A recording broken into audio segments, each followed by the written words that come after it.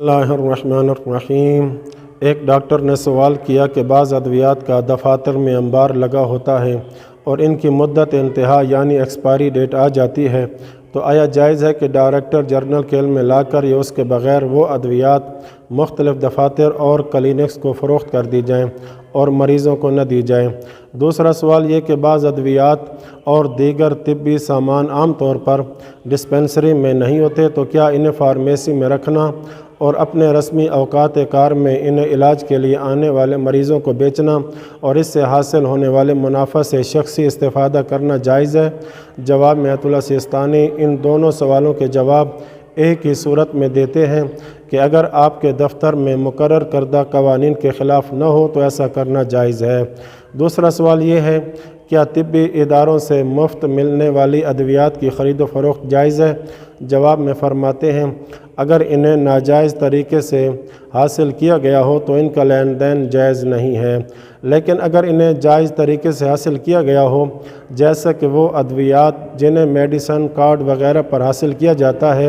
تو ان کے لین دین میں کوئی حرج نہیں ہے، مگر اس شرط کے ساتھ کہ کوئی قانونی رکاوٹ نہ ہو۔ تیسرا سوال یہ ہے، کیا پرائیویٹ فارمیسی کے مالکان کے لیے ہسپتالوں سے لی گئی ادویات خریدنا جائز ہے؟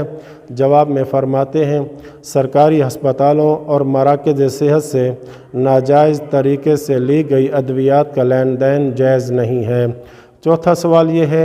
اس ڈاکٹر یا فارمسٹ کے بارے میں آپ کی کیا رائے ہے جو بعض ادویات کو اپنے دفتر سے باہر بلیک میں بیچتا ہے، جبکہ عام طور پر مریضوں کو اس دوا کی حاجت ہوتی ہے اور عام طور پر وہ ان کی ضرورت سے زائد ہوتی ہے، چاہے وہ ڈاکٹر اپنی کم آمدن کے سبب محتاج ہو یا نہ ہو؟ جواب میں آیت اللہ سیستانی فرماتے ہیں کہ ہم اس عمل کی کسی بھی مورد میں اجازت نہیں دیتے۔ پانچواں سوال یہ ہے، بعض ڈاکٹر سرکاری ہسپتال میں آنے والے مریضوں کو اپنے ذاتی کلینک پر آنے کے لیے مجبور کرتے ہیں، جس میں کبھی وہ براہ راست مریضوں کو کہتے ہیں یا کچھ ایسے ہتھ کنڈے استعمال کرتے ہیں کہ وہ مریض ان کی ذاتی کلینک پر آنے کے لیے مجبور ہو جائیں، جیسا کہ سرکاری ہسپتال میں مریضوں کو اہمیت نہ دینا، اچھی طرح سے ان کا معائنہ نہ کرنا، جو دوا ضروری ہو وہ ٹیسٹ کی سہولت میسر نہیں ہے، تو جو ڈاکٹر حضرات یہ کام کریں ان کا کیا حکم ہے اور ان طریقوں سے حاصل ہونے والے اموال کا حکم کیا ہے؟ تو جواب میں آیت اللہ سیستانی فرماتے ہیں، ڈاکٹر کے لیے واجب ہے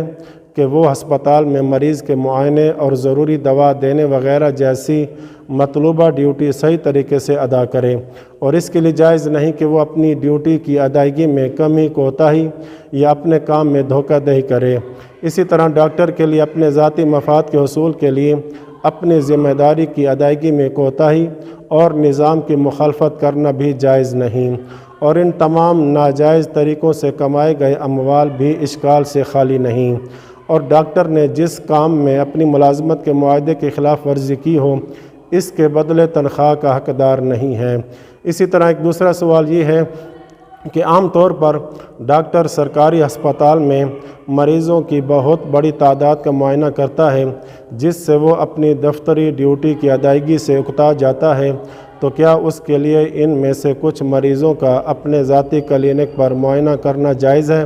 جواب میں فرماتے ہیں، سرکاری ہسپتال میں ملازمت کے معاہدے کے مطابق ڈیوٹی کی ادائیگی میں کوتاہی کرنا جائز نہیں، اور اگر ہسپتال کے نظام کے مخالف ہو تو مریضوں سے اپنے ذاتی کلینک پر